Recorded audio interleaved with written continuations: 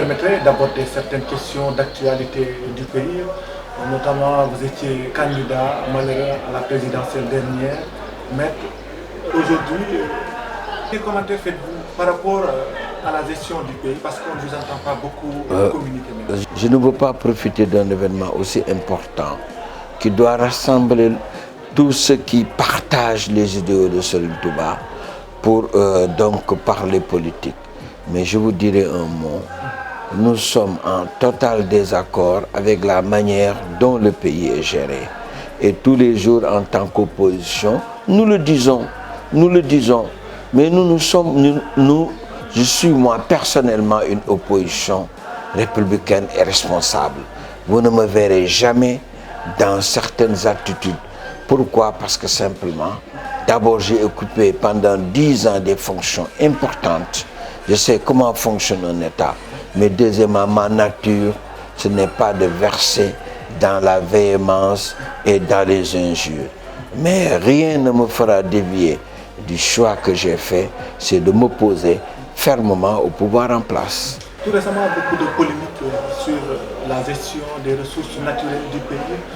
Mais quel commentaire par rapport à ce sujet? Vous m'avez entendu, j'ai été le premier, les gens l'oublient. J'ai été le premier à la Korité, alors que l'action judiciaire j'avais demandé au procureur de s'autosaisir pour que la vérité puisse éclater et puisse triompher.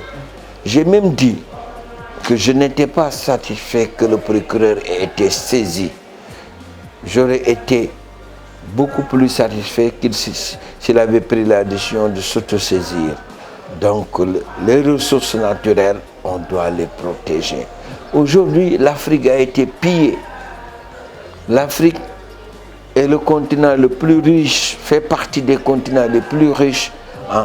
Donc en ressources naturelles, malheureusement les populations africaines n'en ont pas profité. Cela doit cesser.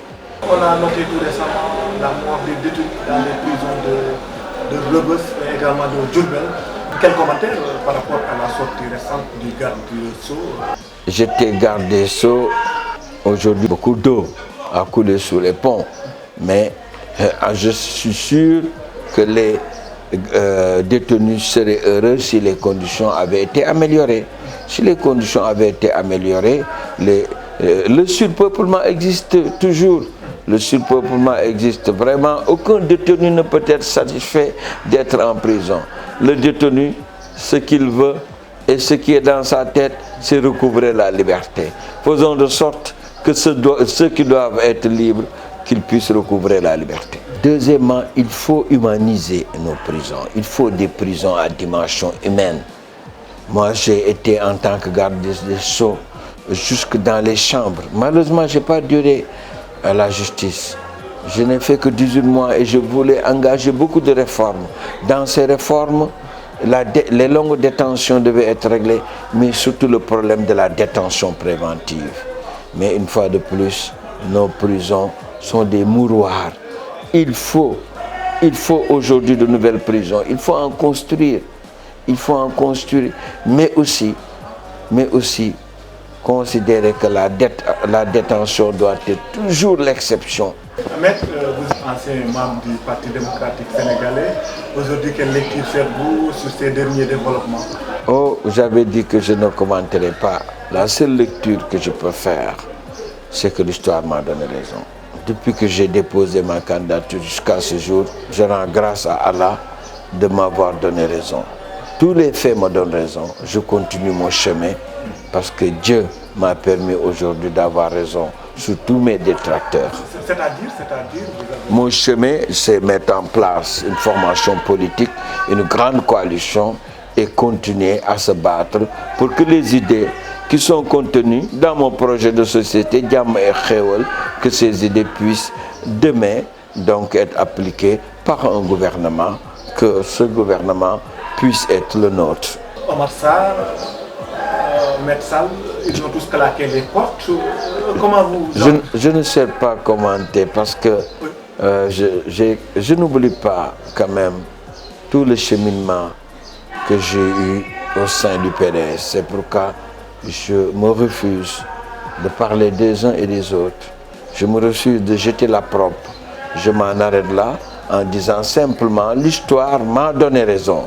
J'avais raison de faire ce que j'ai fait et aujourd'hui l'histoire est là pour en apporter la meilleure illustration. Ça dit que vous n'aviez pas de relations très huilées avec vos camarades de parti? Je ne sais pas commenter une fois de plus. Ils sont restés mes frères. Même certains qui ne m'ont pas suivi, ils sont restés mes frères. Vous savez, moi je suis un homme qui ne remet jamais en cause certains sentiments. Ils sont restés mes frères, mais je continue mon chemin. Eux aussi, ils ont leur considération. Je les laisse faire. Est-ce qu'on peut s'attendre à un rapprochement entre vous savez, Sopi et Coalition oui, Coalition Madické 2019. Vous savez, donc en politique, on ne dit jamais.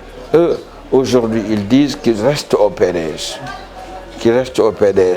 Peut-être demain, quand leur position aura évolué, tout est possible. Karim Wade serait-il la source du mal dans le Parti démocratique? Je ne veux pas commenter une fois de plus. J'ai dit, je ne commenterai pas. Le seul commentaire que je peux vous livrer, c'est que j'ai eu raison. J'ai eu raison d'avoir fait ce que j'ai fait et je continuerai parce que j'ai raison. Aujourd'hui, quels sont vos rapports avec M. Abdoulaye Wade? Je ne veux pas aussi parler de relations personnelles qui m'unissent à Abdoulaye Wade. Pourquoi pas, maître? Bon, non, parce que simplement, au-delà de la politique, nous avions des relations très personnelles. Donc je ne veux pas aujourd'hui simplement en parler publiquement. Je préfère donc considérer que je dois faire, j'ai un devoir de réserve en parlant donc de mes relations avec lui. Sont-elles régulées? Vous êtes fort, mais je voudrais simplement vous dire, je préfère vraiment faire jouer un devoir de réserve. Maître, rapprochement entre Maître Abdoulaye Wade et le président Macky Sall, le président de la République du pays, vous y engagez? Ce n'est pas de mon domaine, une fois de plus. Ce n'est pas de mon domaine. Moi, je suis en train j'ai un autre chemin que celui-là. Si quelqu'un doit s'engager dans cette voie, ce sera donc quelqu'un qui est aux côtés d'Abdoulaye Wade, qui a l'oreille d'Abdoulaye Wade. Mais aujourd'hui, moi, je suis sur le plan politique, je suis en train de faire mon chemin. Je n'ai plus besoin de personne pour pouvoir exister politiquement. J'ai démontré aux Sénégalais que j'avais des idées pour ce pays. J'ai démontré aux Sénégalais que j'aimais ce pays. J'ai démontré aux Sénégalais que je méritais de demander leur suffrage. Ce fut ma première participation. Donc, je continue mon chemin. Quand même, s'il y a quelqu'un qui s'y engage, vous félicitez de l'acte? Je ne commenterai pas. Vraiment, ça ne m'intéresse pas. Cela ne m'intéresse pas parce que ce n'est pas de mon domaine. Ce n'est pas de mon domaine. Vous n'êtes pas heureux de voir aujourd'hui? Ce n'est pas de mon domaine, une fois de plus, ce n'est pas de mon domaine. Ce qui est important dans ce pays, c'est simplement que Macky Sall considère qu'Abdoulaye Wade est son prédécesseur et qu'Abdoulaye Wade, beaucoup de choses non liées à Abdoulaye Wade et qu'il cherche à améliorer leurs relations. Cela ne me pose pas de problème, je trouve cela naturel. Mais ce n'est plus de mon domaine. Maître, vous étiez candidat malheureux à la présidentielle dernière. Oui. Vous avez été battu même dans votre ville, à Saint-Louis. Est-ce que, maître, cela dit que vous aurez un candidat aux élections locales ici à Saint-Louis? Vous savez, ce qui s'est passé, c'est simplement parce que je me suis levé un peu tard. Vouloir gagner, déclarer une candidature en 4 mois, aller au parrainage, aller à l'élection, ce n'était pas évident. Mais aussi, il y a eu la diabolisation. Ceux qui pensaient et qui le disaient tout haut que ma candidature était téléguidée par Macky Sall, ils ont fait de sorte que dans le réservoir où je devais puiser largement, je n'ai pas pu le faire. Mais tout cela est derrière nous. Rappelez-vous comment les Sénégalais ont apprécié d'abord ma campagne. Rappelez-vous aussi toutes les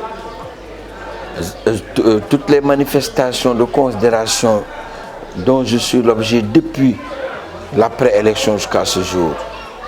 J'ai été désigné personnalité politique de l'année par l'UNACOIS Japon. J'ai été désigné ambassadeur de la promotion des médecins sortants. Je peux citer toutes les distinctions qui m'ont été délivrées. Et comment aujourd'hui les Sénégalais me considèrent. Tout cela pour vous permettre d'apprécier, que je n'ai pas gagné l'élection, mais j'ai gagné le cœur des Sénégalais. C'est pourquoi partout j'aurai des candidats, ici à Saint-Louis et ailleurs. Donc, mais nous comptons aller vers une large coalition. Nous sommes déjà dans une large coalition. Je ne peux pas vous révéler, mais avec les ténors de l'opposition. Avec les ténors de l'opposition, nous avons décidé, dans les ténors de l'opposition, je peux citer donc Idriss Seck lui-même et tant d'autres. Je m'en arrête là, avec Idriss et tant d'autres, parce que nous devons sortir dans les prochains jours donc une déclaration. Je ne voudrais pas me mettre à parler avant que la déclaration ne sorte, mais nous sommes une partie très importante de l'opposition. Et nous avons décidé de pouvoir donc nous retrouver ensemble dans une grande coalition, et vous verrez que cette coalition peut gagner énormément de localités au Sénégal, et que cette coalition aura la chance de pouvoir demain organiser le retour de l'opposition au pouvoir. Le dernier mot, c'est simplement vous saluer le rôle que joue Dakaractu, et aussi dire aux Sénégalais que je continue de nourrir beaucoup d'estime pour eux, et je continue de dire et de prier que le Sénégal puisse vivre jàmm ak xéewal. C'est jàmm ak xéewal que je continue de prodiguer pour tout le Sénégal.